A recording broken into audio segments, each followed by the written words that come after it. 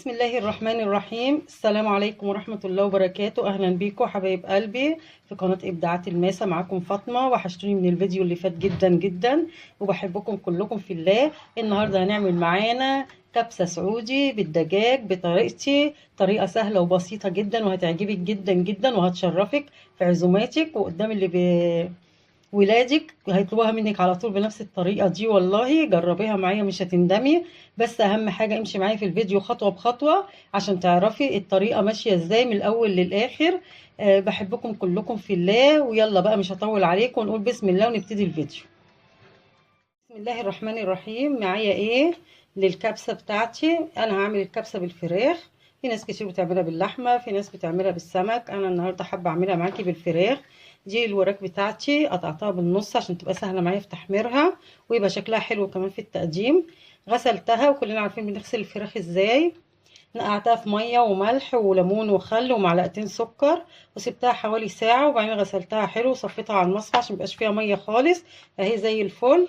ومعايا ايه تاني؟ معايا بصلايه فرمتها اهي، ومعايا كوبايه طماطم، ومعايا كيس صلصه، ومعايا نص كيلو رز بسمتي. معايا ايه توابل للكبسه بتاعتي.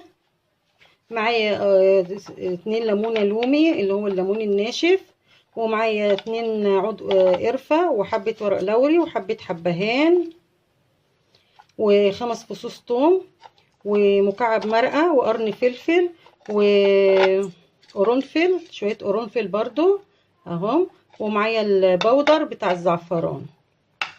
ويلا بينا نروح على البوتاجاز ونشوف هنعمل ايه مع بعض. حاجه هعملها، انا حطيت ماده دهنيه في الصينيه تسخن اهي بتاعتي في الطاسه بتاعتي. هبتدي انزل فيها ايه، اضمن بس انها سخنت الاول. سخنت حلو قوي. هنزل بالفراخ فيها بسم الله.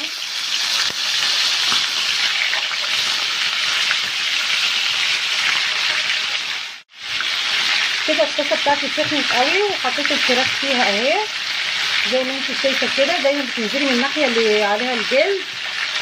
عشان انا كده هحط التوابل بتاعتي معاهم برضو.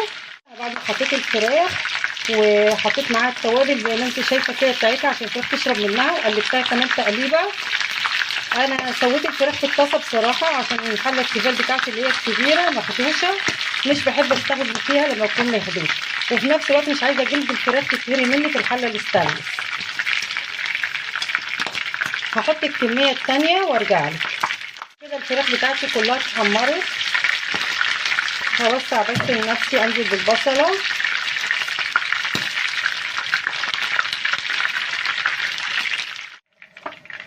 انزل بالبصله بتاعتي واقلبها بسرعه عشان الطاسه طبعا عندي سخنه جدا.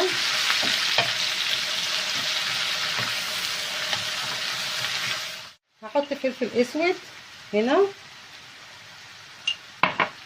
وهحط الملح بتاعي عادي. الفراخ ملهاش علاقه بالملح، مش زي اللحمه. لو لحمه ما كنتش هحط طبعا.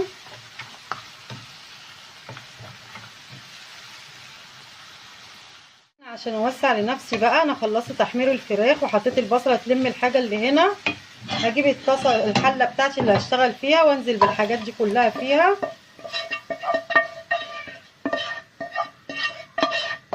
ويبقى شغلي بقى في الحله بعد كده.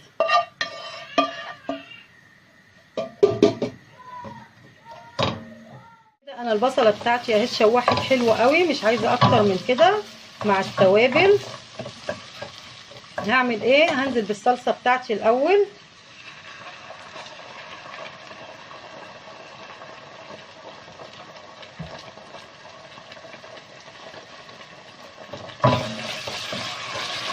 وكلنا عارفين طالما نزلنا بالصلصه يبقى هنحط معلقه سكر.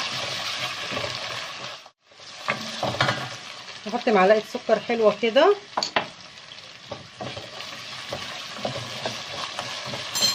وانزل كمان بكوبايه الطماطم بتاعتي.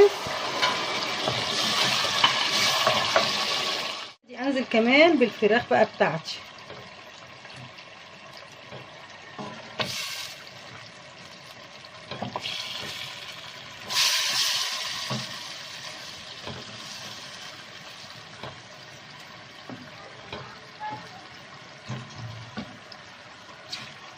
بصي حتى الصوص اللي نزل في الصينيه دي من الفراخ برضو هحطه، مش هرميه في الحوض، هخليهم ياخدوا غلوتين مع بعض. كل شويه ابص على الفراخ بتاعتي، اجيب اللي تحت فوق واللي فوق تحت، اقلبها كده لغايه ما تستوي معايا.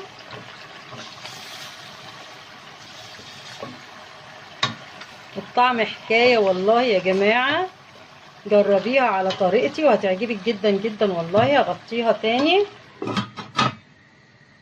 تسويه الفراخ ما بياخدش ربع ساعه لانها متحمره ومستويه 3/4 سوا يعتبر كمان.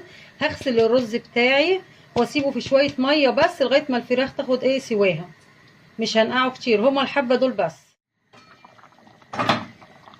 بصي انا ضفت كوبايه ميه مغليه تاني للفراخ دلوقتي، بس للاسف والله الكاميرا كانت مقفوله، بس للامانه حبيت برضه اقولك واعرفك عشان الفراخ تستوي فيها حلو.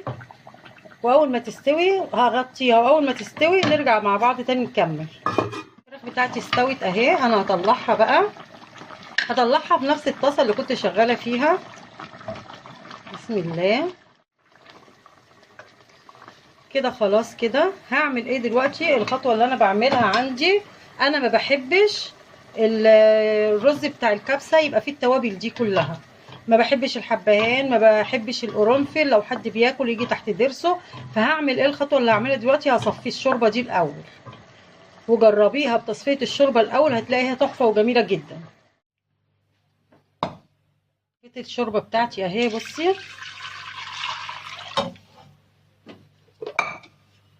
كلها، وادي التوابل بتاعتي طلعت بره اهي.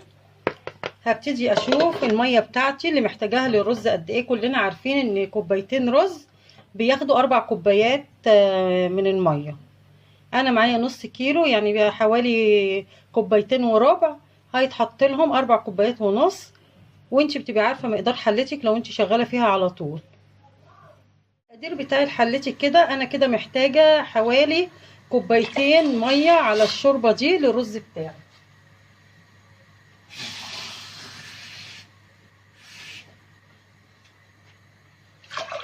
دلوقتي بعد ما ضفت الميه بتاعتي كده هحاول اظبط الحدق بتاعي للرز، بس كفايه كده. اضيف مرقه الدجاج بتاعتي،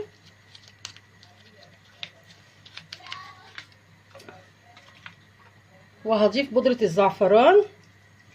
لو ما فيش بودره زعفران هتضيفي بدلها الكركم، وهسيبها تغلي. بصي غليت معايا اهي الشوربه بتاعتي، ابتدي انزل بالرز. بسم الله.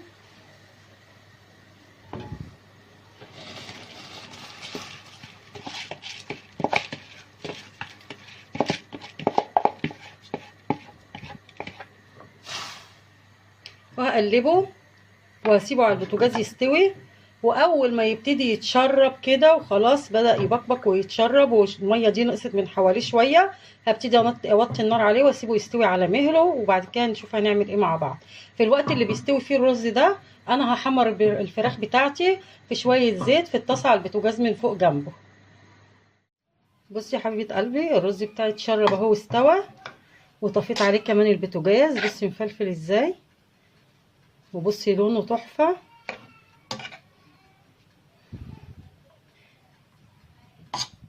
دلوقتي هحط الطبق بتاعي معاكي، هغرفه في الطبق القديم ونقول بسم الله.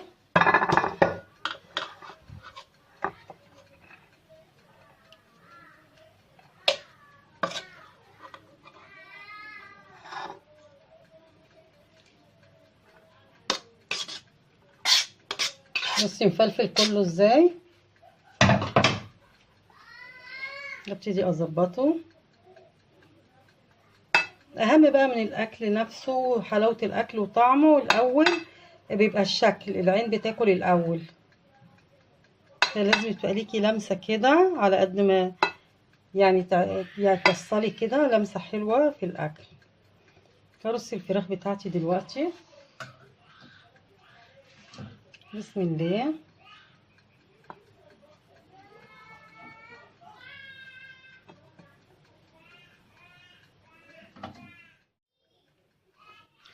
بصي كده انا خلصت الطبق بتاعي اهو. هزينه بس واكسر اللون بتاعه بحبه مكسرات صغيرين مش كتير، واللي مش بيحب المكسرات بلاش، حسب ما انتي بتحبي. وكمان هزوقه بحبه بقدونس صغننين كده بس يكسروا اللون مش اكتر.